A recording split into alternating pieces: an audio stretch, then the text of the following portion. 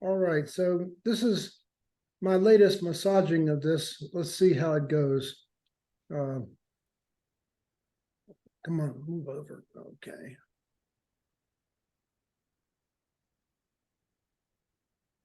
So I decided to start with a provocative inquiry here. I enjoy being provocative. What if a human-generated force field determines your success? And the thing that really got me onto this was this book by Diane Vaughan. I read this when I was at the university, and two things she said in here shocked me. First is, why did they proceed to launch Challenger when all the data suggested otherwise? Until then, I had been running a storyline that didn't have good data. But the fact is, they had good data and ignored it. Then she says, it is unfortunate that the sociological explanation is the correct one, as these invisible and unacknowledged forces elude remedy. And that sentence really spoke to me. Invisible and unacknowledged forces. Wow. And she's right about that. And so began to look at how to measure and manage social context fields with the 4D system, which I sometimes call human physics. So let's take a deeper look at this phenomenon of these unacknowledged, which is true, and elusive fields. So what's unique about our species? How did we overtake and kill and extinct the Neanderthals after we had sex with them when they're stronger, bigger, and smarter? Most people talk about and reward individual abilities like, say, the Nobel Prize. But in fact, that's not it at all. It's our extreme socialism. We're very hyper-tribal, and we work together and share information better than the Neanderthals. And you can see this every day with, for example, watching sporting events, how worked up people get about something that is that I was looking at the recent CU game because this has become a big thing with Deion Sanders. Nate, I'm sure you saw 29-0 lead at the half and they lost it. That's rough. And nationalism, the way if you want to really get a body of people stirred up, that forces of nationalism are extreme. And this is a thought that's become really more and more potent for me. We rely on our collective mind for our beliefs. And what's so interesting about this is that I think we're all absolutely sure these are our own thoughts. But more and more, everything that you do is integrated with and comes from the greater involvement. So as a scientist, I like to think I'm independent-minded, but what I thought about is if you want to test this, just pick an unpopular topic in graduate school, like you want to study quantum mechanics, you'll be asked to leave. It's the same kind of thinking. Religions are like this, political parties, and our behaviors shape social context fields affecting everyone's behaviors. And so we got a feedback loop between how we behave and how we meet with the collective and how the collective behaves. So these are analogous to Mother Nature's four fields. The one you're very familiar with is gravity. And if an object comes into, say, the system of the Earth and the Sun, two things will happen. It will change that system and it'll be affected itself. Similarly, if you take and make a magnetic field with a coil of wire and then introduce a permanent magnet that's moving, it will do two things. It will feel the force of the magnetic field and it will change it and it will respond to it. Exactly the same way, 8 carefully selected behaviors, once they're habituated, will create a high-performance social context field, environment, if you will, that will in turn reinforce the behaviors. So I'm always looking for self-reinforcing feedback loops, and this is a good one. These tend to go exponential. The two things that are important here, first is the leader's behaviors, and it could be hierarchical leaders primarily. There's also technical leaders, and people lead by virtue of personality. And they tend to, you can measure those with an online tool. It takes 15 minutes. We use those with coaching, and people improve behaviors an average of 0.4% per session. That may not sound like a lot, but people who are getting coached twice a month for years get real improvement. But more importantly, the leaders' behaviors tend to drive the team members' behavioral norms. And once these are set, these are powerful and movable forces. You want to see this in action, look at US politics. We can measure these, and I'm going to show you later an amazing result that this little tool that takes to answers 10 questions, take 15 minutes, followed by action learning, improves team performance 4% every time you do it. I know of nothing as powerful as this on the planet. So I'm going to say all these could have been prevented. Challenger's explosion. This is an incredible claim, right? I mean, this set back space programs worldwide for years. It was tragic in every respect. The whole thing killing the teacher in space. And the social driver was from the managers' unfounded optimism. So what happened? Well, we had a very icy day in Florida. My colleagues decided to launch the shuttle anyway.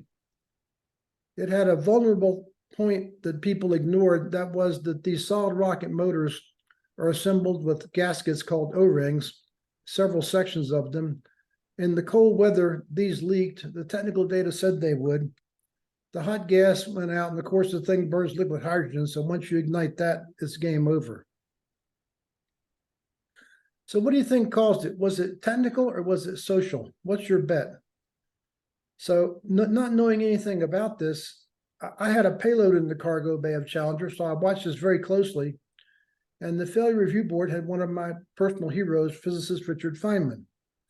And I'm watching this every day because of my personal involvement in this on C-SPAN. It was televised live. He's up in the Congress, and he's dipping a rubber O-ring into his ice water and showing it stiffened. At that point, I said, okay, I got it. The people had not had data for something this cold. This was very anomalous. So they misread the data. Turns out that was completely the wrong answer. Diane's statement that I already showed you, why did they proceed to launch when all the data suggested otherwise? They had the data and ignored it. What could make them do that? And what happened was the behavior that they drifted into, they required ever stronger technical arguments to delay a launch than continue. She called this normalization of deviance.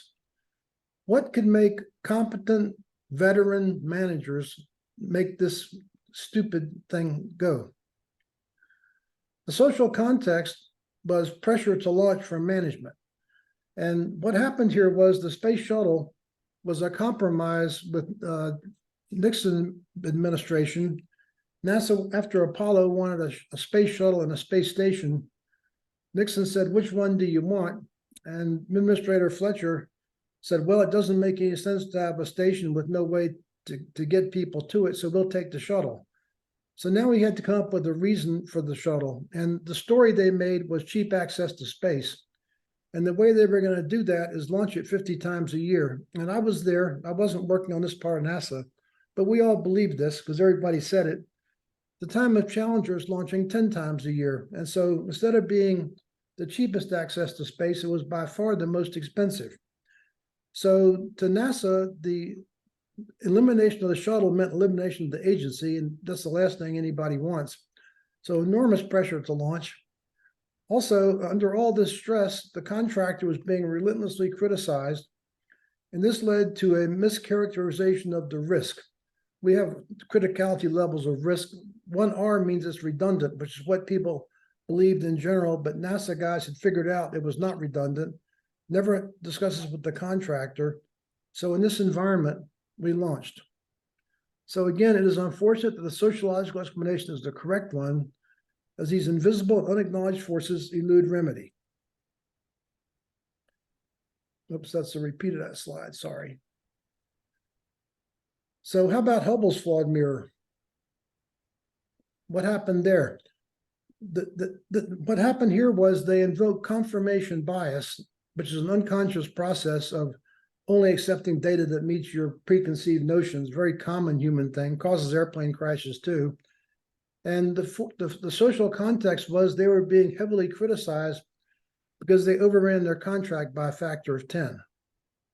So was it technical abilities or social context? What quality of people you think applied for jobs on Hubble? I can tell you, best in the world. Everybody wanted to work on this project. And what happened was they misspaced this measuring instrument by 1.3 millimeters, which is an enormous error. That caused the mirror to be flawed. And when we put the mirror out of this mount over here, which is how it was manufactured, into the flight mount, we measured it again and saw this error. It was inconceivable to the engineers at PerkinElmer that the mirror could have been misshaped, and this was the easiest part of the project. They did a very complex calculation that said the mirror would sag that much in 1G, treating the mirror as a liquid, very difficult thing. And this is confirmation bias. This is the engineer's mindset. Nothing could be wrong. Here's the objective reality. The measurement shows it's bad. And their perception was to pick out this small sliver of the reality that said it was okay. That's confirmation bias from a social environment. Then they withheld the fact of these erroneous results. If I can tell you now, if anyone ever said to me, we had kind of a funny measurement, we measured the mirror, it would have been tested, but they didn't. Why didn't they? Because they didn't want us to criticize them for another screw up, and we had enough real problems. So when we go to the Congress, the social context was hostility and blaming driven by the multi-million-dollar overruns made them reluctant to talk about any problems they did not think were real. And Lou Allen, the chairman of the board, when he told the Congress how we spent 15 years and $5 billion and built a useless telescope, he said the root cause was a leadership failure. That's a social failure, my friends. So the social diagnosis, behavior driven by desire to avoid criticism. My friend, physicist John Mather, some years earlier had said to me, I'm convinced that half of the cost of a project is socially determined. So when I heard this lit me up on the idea of social failures. Korean Airlines crashed at 17 times international norms and went on for 10 years. What happened here? It got so bad that they're crashing big jets, 747s. This is not Piper Cubs going down. President of Korea refused to fly on Korean Airlines. What was it they assumed incorrectly that led them to let this to go on for 10 years? They thought it was about pilots' technical abilities, which is the wrong answer. The way they assessed this was they took their pilots and put them in flight simulators. That happens to be in Denver. I've actually flown that flight simulator myself. And they had somebody watching them. And in the simulations, they flew the planes passably well when they were being surveillanced by an instructor.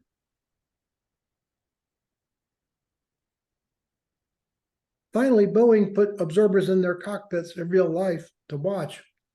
And what they saw was shocking. They saw the first officers ignored the captain's errors, tuning out. Now, they're all trained to know it takes two people to fly a big jet. One person is the driver, and they decide that typically in the pre-flight briefing, who's going to do that, and they take turns so they both can remain current. The other one monitors the instruments and talks on the radio. One person cannot do both. So what was the social context? Well, Korean Confucianism in the cockpits demanded complete deference, a very extreme form of Confucianism. I wouldn't believe this except that I housed two Korean businessmen in my home who were studying at CU English language courses. And the older one just beat the hell out of the younger one verbally all the time. He took it. I just couldn't imagine this. So the social diagnosis was the demands for deference overrode judgment and training. You see a pattern here? Here's what's interesting about all these things. This one was caught because it was an ongoing problem and diagnosed. And to solve it, all they did was they taught them CRM, which is crew resource management, which everybody's trained in today. And they said, you're going to fire everyone that can't speak English, and only allow English to be spoken in the cockpit. If they start speaking Korean, they'll go back in their social context. And safe flight was restored immediately. So the message here is, in this case, the problem was seen after 4 years it took to see it, diagnosed and remedied.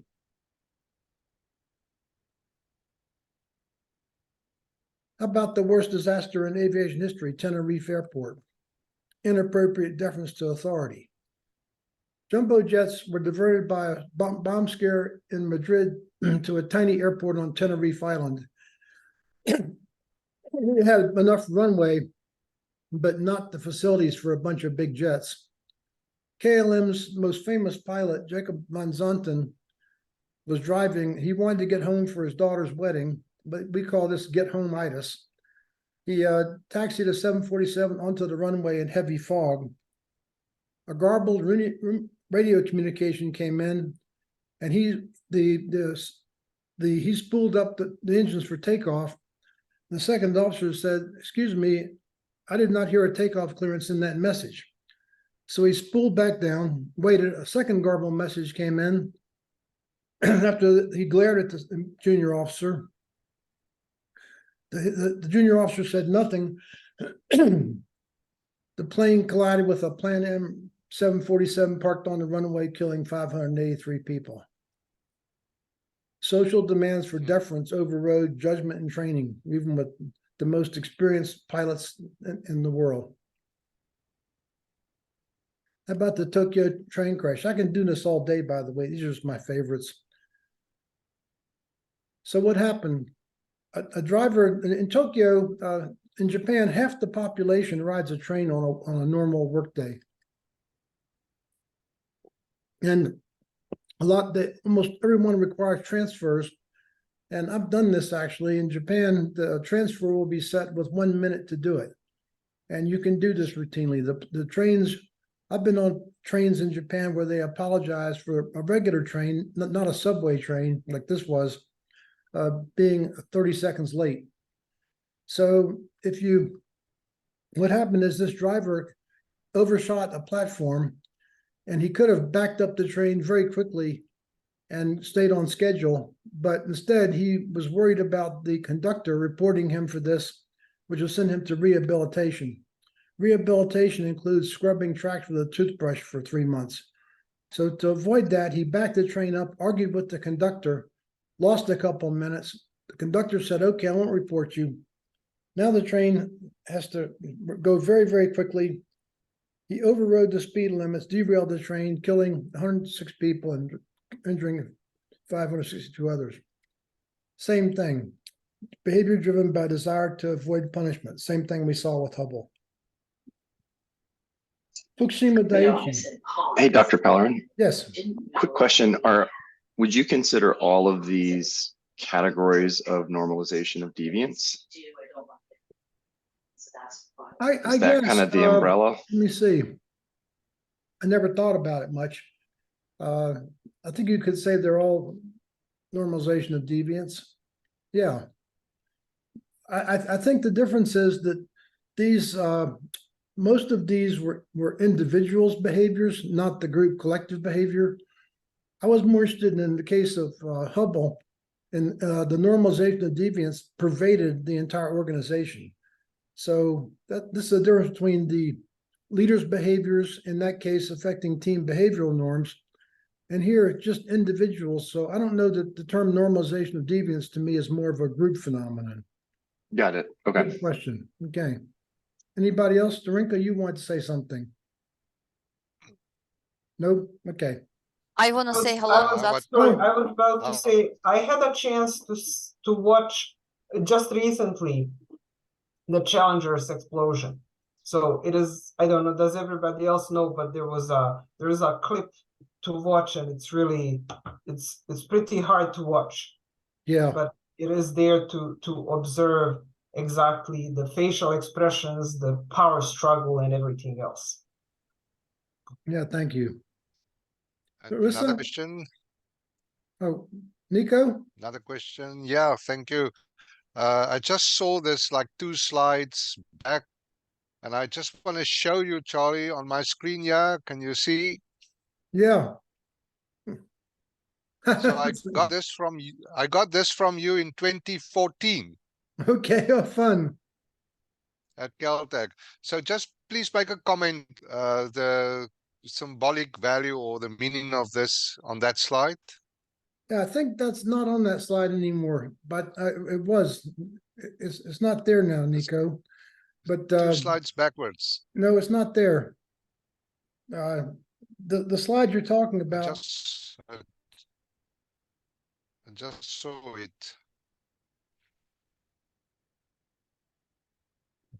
Oh, you're right. Yep.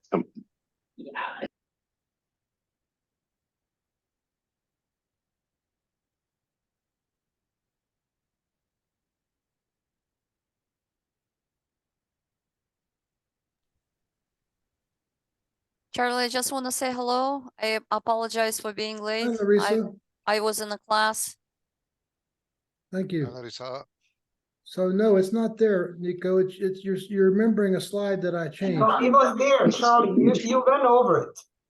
Is it? Let's see. Yes, yes. Go forward. You're going backwards. Go forward. Oh, I think you're right. It's in two different slides. Okay.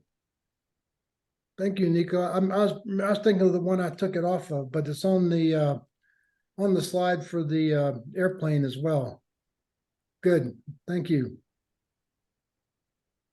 I know where it is. Yep.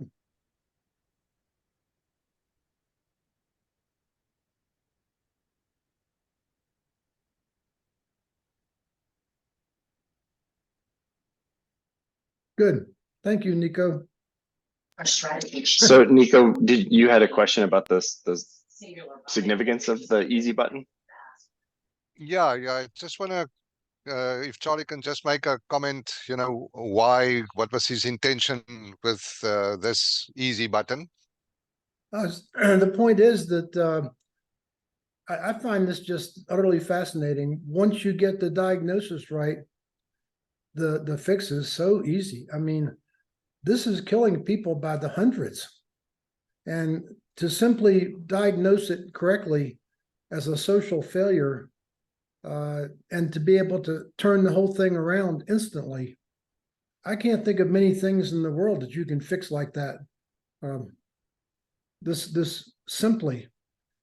So the whole point of the easy button is that if you get it, if you diagnose it, if you're willing to acknowledge these invisible forces that are human made and remedy them, it's so simple. I mean, think about this. This went on for 4 years. I think you probably remember some of the headlines with what happened with these airplanes. One flew into Russia, got shot down to boot, killing an airplane like that holds 500 people.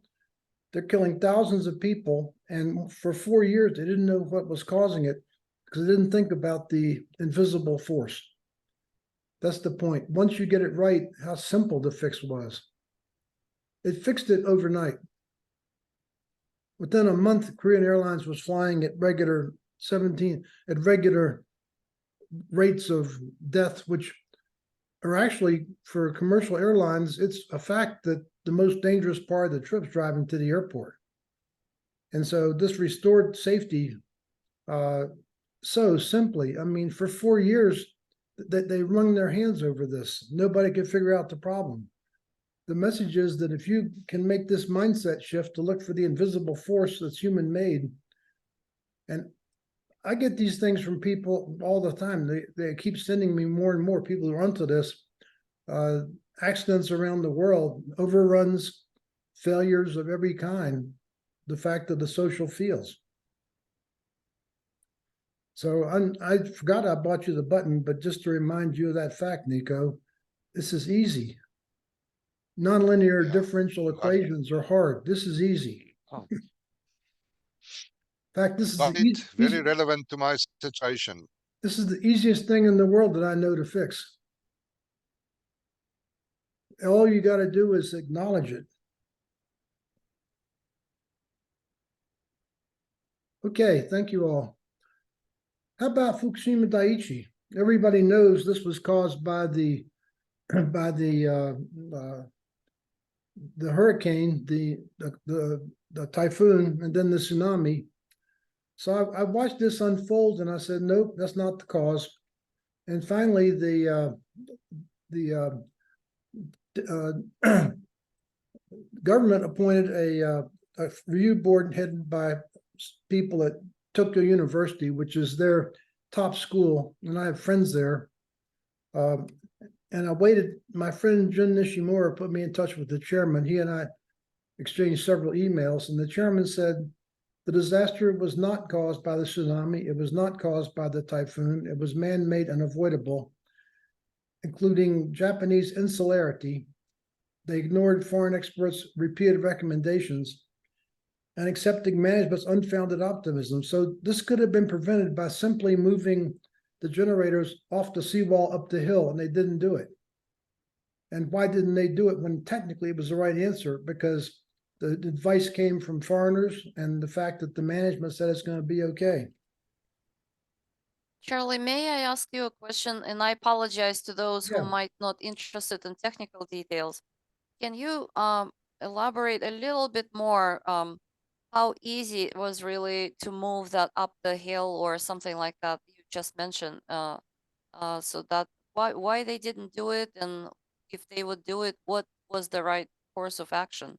Just from technical perspective, how complicated I don't, it would be. I think technically it was straightforward. What they did was they reasoned by analogy rather than from first principles, I think was the other part of it. So what they did is they looked at rocks and they said, what's the worst tsunami that we've ever had? They looked back at places where there were rocks on the ground, and they said, okay, we can sustain that with the seawall.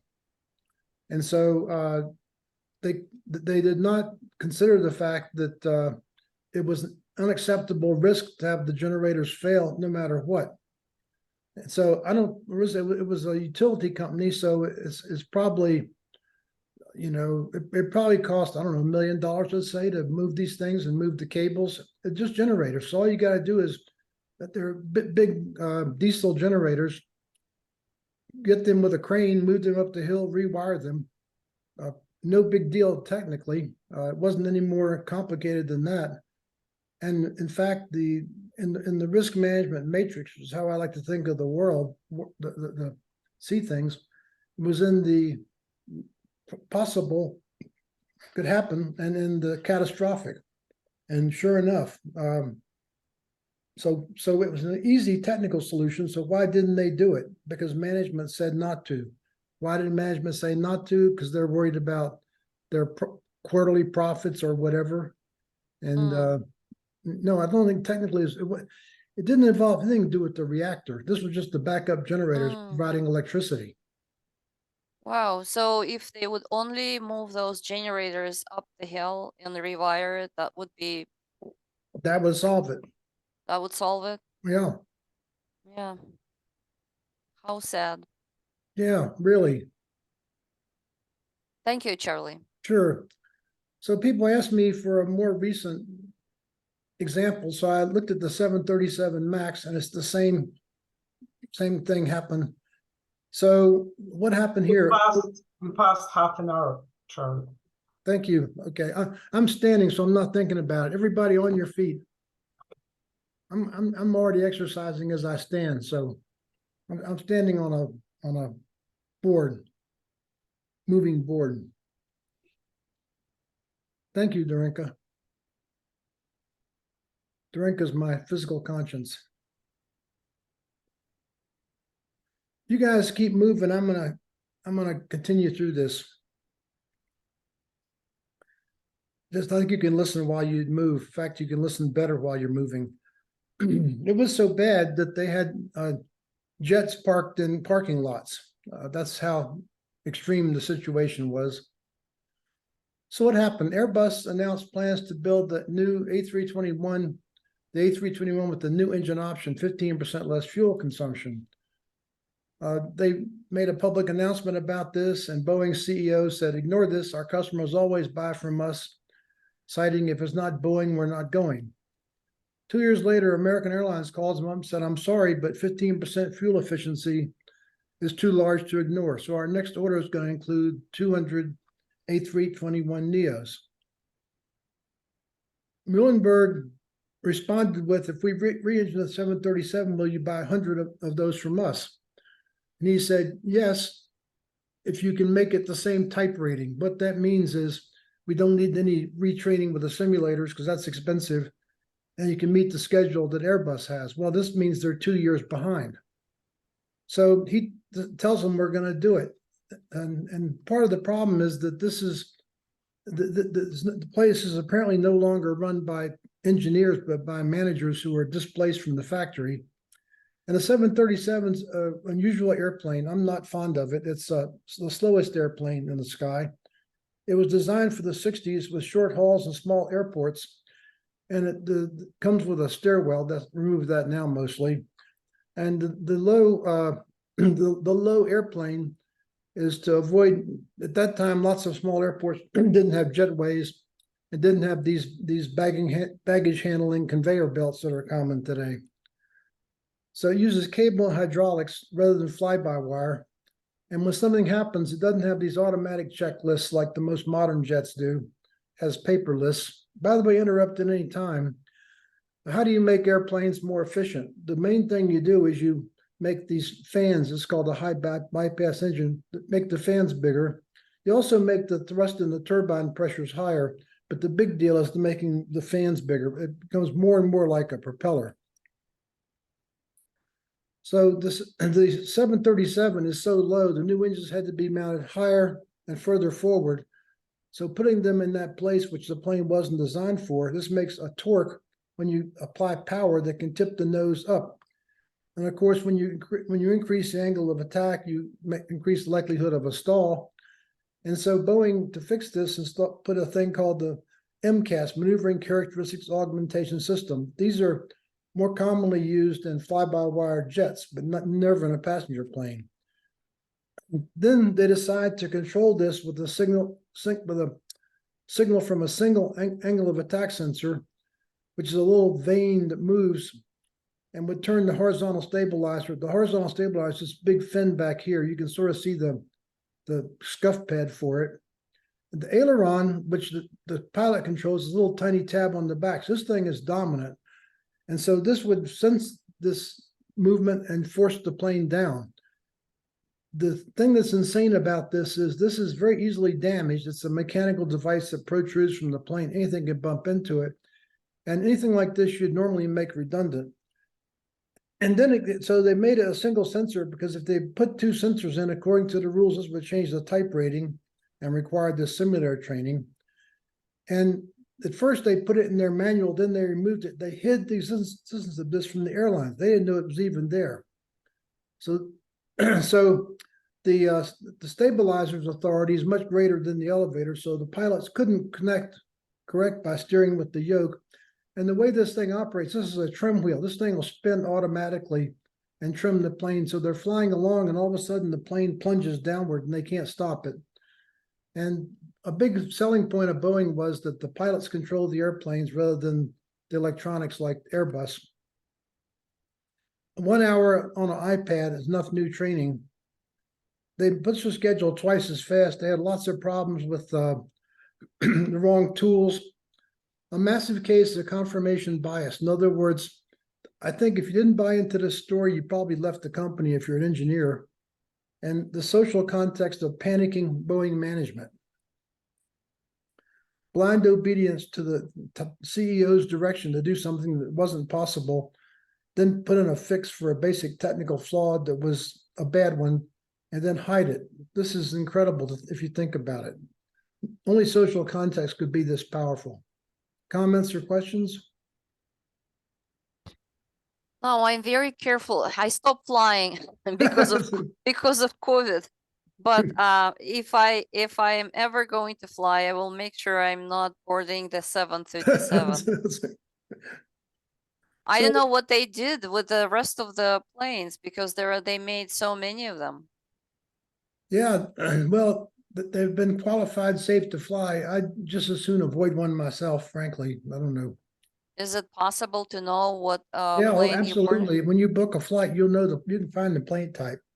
Yeah, it's the 737-800 is the model. Okay. I assume you know it for sure because you never going to board that one in, right? I think it's okay now, but the would have been a bit, let's not spend too much time talking about this, but Sure. so what happened? With all these people, they made the same mistake. They looked at individuals' technical and academic abilities, and because they were ignorant about social context fields. You're going to leave this program understanding this fully and the potency of this and what to do about it. You're going to bring your attention down here to what's really this invisible potent field. So how do you do this? Well, I think the process begins with the book. I'm not trying to sell books for royalty. I don't even care about the royalty checks anymore. But the book is a handy reference, gives you a background. Most important thing is to use the online tools to take data, benchmark your performance. A 2 or 3 day workshop is very useful to get the whole team, get the social context of the team, this kind of mindset, everybody gets synced up. And finally, the most important thing is to keep redoing this measurement because repetition is the only way you get behavioral change. And this used to have an easy button here, Nico, is why I thought you were referring to this one. I took it off. I replaced it with this. And this is how you do it. It's not that hard. So in summary, we are so tribal that social context fields generated by our behaviors powerfully affect others' behaviors. I think this can be understood in terms of 2 very basic human needs: to feel appreciated or respected or loved, and to feel included, to be part of the group. This is great forces to get you to buy into the groupthink. And social context caused failure, and people ignored these fields. And I don't know if this is complete, but there are 3 categories that emerged: obedience to authorities, unfounded optimism, which was the case of 3 of our examples; avoiding criticism or punishment above everything else, 2 of them; inappropriate deference to authority, the 3rd. So these are 3 categories that I saw recurrent. That I don't know that there aren't more. I have not studied this fully, but to me, this case is pretty straightforward. Any comments or questions? In the real life, obedience to the authority, unfounded optimism. Yeah, it's in reality, it's hard to push back. It So is hard to push back. So I think rather than push back, you acknowledge this field and immunize yourself from it rather than pushing back on it. You just decide that you're going to neutralize it. Marissa, you're making a good point. Let's just take the last example, Max. Suppose you told them, no, I'm not going to do this. What happens? You're going to be fired, right? yeah, yeah, Get with the team or leave. And in every case, I think you're not going to survive.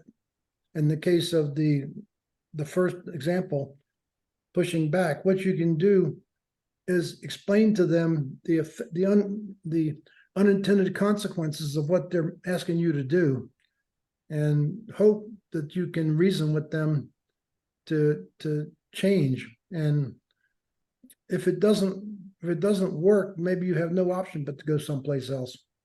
But at least you're leaving for good reason.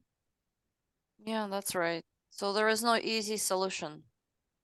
There's an easy solution if people want to solve it. Let's put it that way. Yeah, yeah, I think if you had told NASA management pushing for this launch to go faster and faster and faster imperils the program, they probably wouldn't have believed you.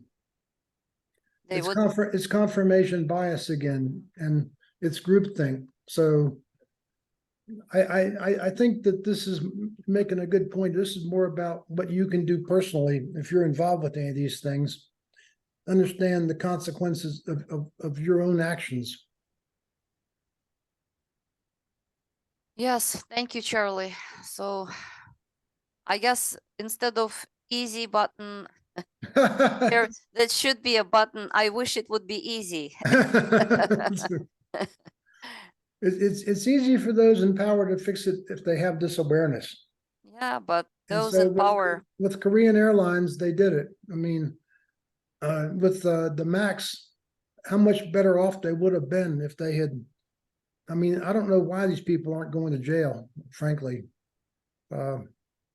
yeah, The consequences of what they did.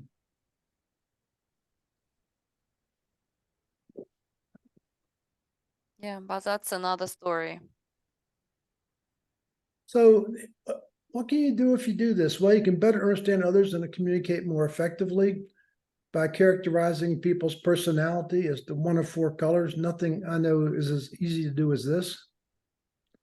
Benchmark your team's performance against peer teams. That takes 15 minutes median time to answer 10 questions and then process the results. And that's the distribution curve of team behavioral norms. Enhance your team's performance. Using that instrument, you can make reliable progress and track it. Improve your competitive advantage. Use confirmation bias to motivate customers to want to select you. Finally, manage your state of being. Choose your mindsets and manage your stress. So these are some of the things that I would say are easy to do if you choose to do them. And these are all part of managing this social context field. So this system is a results and data-driven suite of processes. Results-driven. I think it's really, this is a kind of an insight I had recently. I think it's really important to do something that's results-driven rather than, say, leadership improvement. Improving leadership of itself doesn't create anything. Improving results manages behaviors that correlate with business results. Using data so you know what you're doing, progress you're making. Same things I talked about before, the book, the measurement tools, the workshops, then these processes within it, attention, mindset, behavior, results, the context shifting worksheet. And understand that perception is going to be driven by groupthink and confirmation bias, and behaviors with homophily from shared storylines.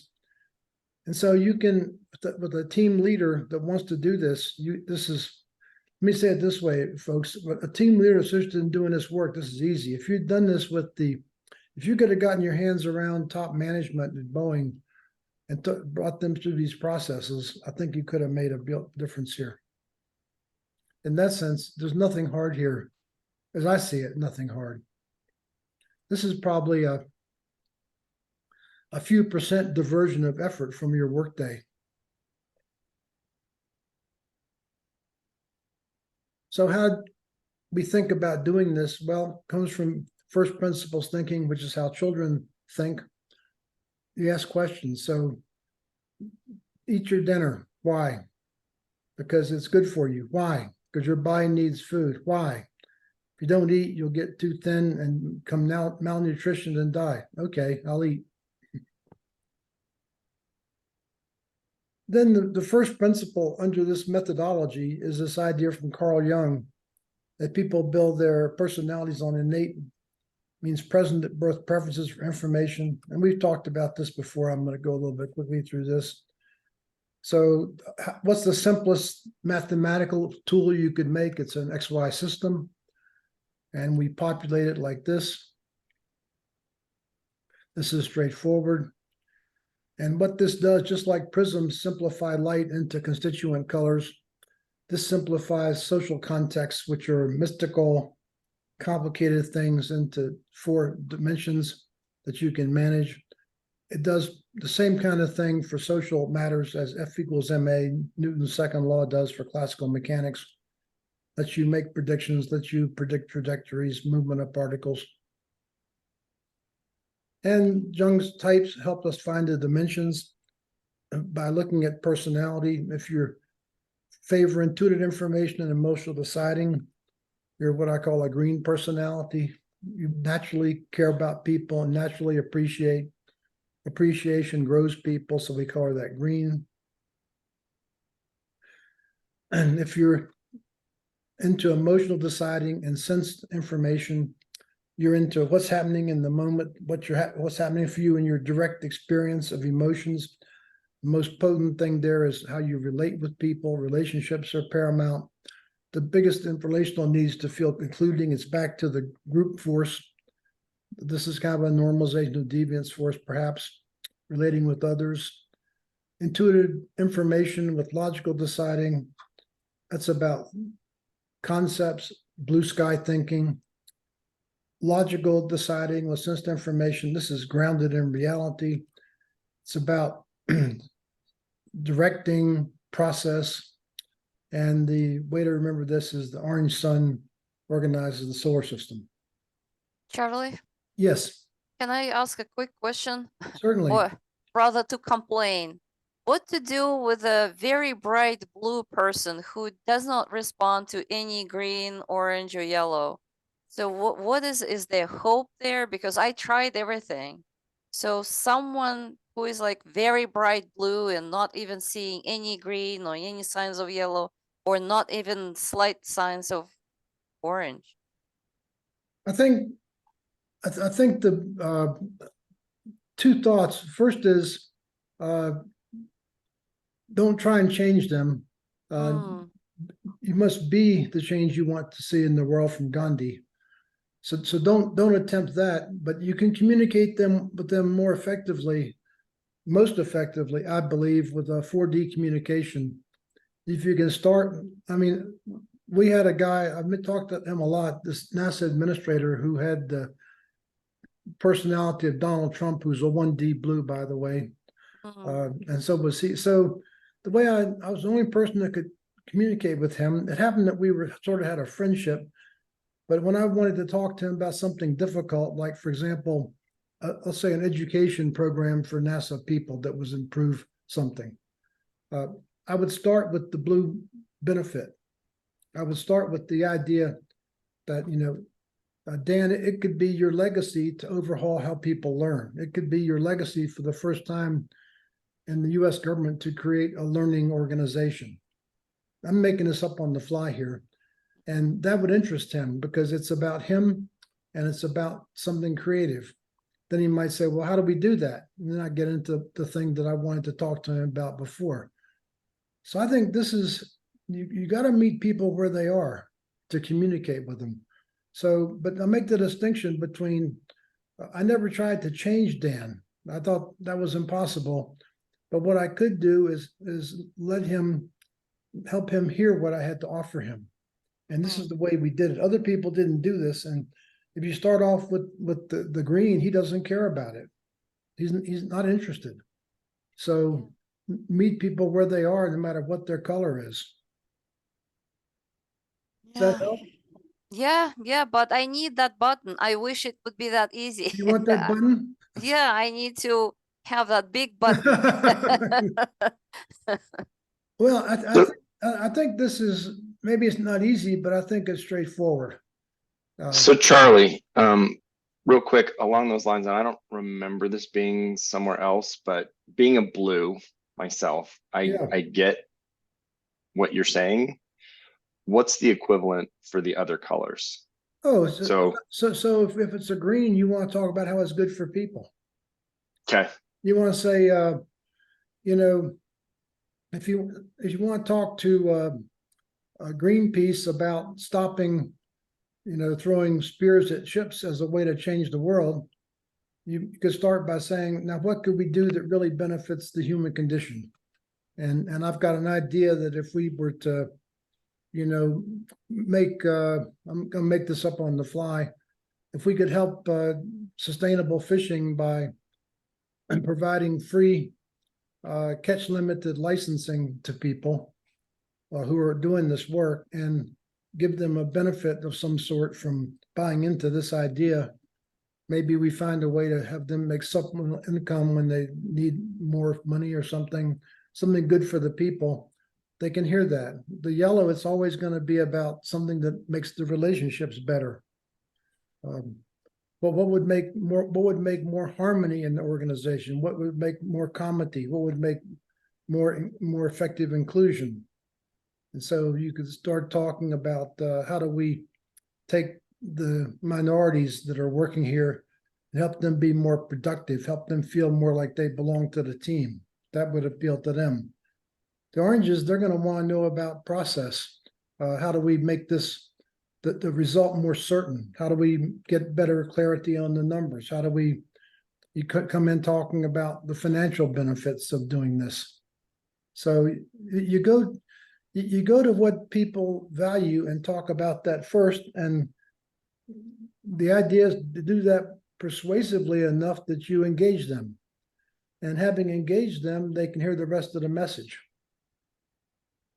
Thank you, Charlie. Can you repeat that one or two lines for blue in the same way how you just defined for each? So it's not only it's going to be your legacy, but there is another. I just made that up. It's going to have to be something that's big and visioning and conceptual. So what I said was, and again, I'm just making this up on the fly. Sure, sure. If I went to talk to Dan about the way he's abusing the workforce, which is what he did a lot, that's kind of his nature, just like you see it with Trump, for example, abusive personality. I would go in there with something about innovative creativity thing that could be a different way to look at this, to view the problem through the lens of creativity and creating something new and different and important, whatever it is. And It's kind of the big picture, the way I see it. Like, what's the big broad? it's got to be think about talking to Elon Musk. What would you say? You're going to go in there with something like, here's a way to revolutionize how we make cars or whatever. And he's going to just be loving to do it. And then you could get him hooked and then steer him into the idea, maybe, again, I'm just making this up on the fly, of something that could help incentivize the workforce to be more productive. And he'd probably hear it that way. Thank you, Charlie. Let me say this is easy from a process viewpoint. It's easy from a description viewpoint. I don't know that it's easy from an execution viewpoint. Yeah, But I don't know anything better you can do. yeah, I think if you fail to do this, you're not gonna get there. yeah. I think I can say that.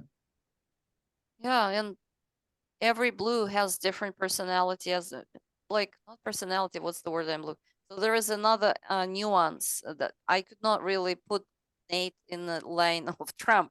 So it's just you have different, yeah, maybe you're both blue, but maybe you have different personality. I think if you look at Trump, there are people who can influence him. Like And what? like Sean Hannity. Mm, Okay, I mean, he's very influential. Trump quotes him all the time. He in that case, he's endorsing Trump's viewpoints. And if he were to try and persuade Trump to do something reasonable, he might be able to do it. And start with, in that case, we got narcissistic personality disorder on top of it. So it's a little more Yeah. complicated. yeah, it's much But more but complicated. if you don't set it up with him or anybody, the basic idea is you meet people where they are, Yeah, and and go from there. you go from there, and you start with that. And I think once the idea is you build rapport at the outset, and then you've got a chance. Mhm. It's not going to work all the time, but I don't think there's anything better you can do. Yeah, that's right. You're right. I apologize for taking No, extra it's a good time for this. question. Good question. So we're at 10 o'clock. We'll stop for today. Thank you all. Yes, thank you. Was this a good Thank you. session? It was a very good session. Yeah, very good. Thank you. Thank you. Yep. Great day. Bye-bye. Ika, take care. You- Excellent, thank you, excellent session. Thank you very much. Thank you. Ah, Bye, everybody. Bye. Good It was questions. great Thank seeing you. Thank you. Bye-bye.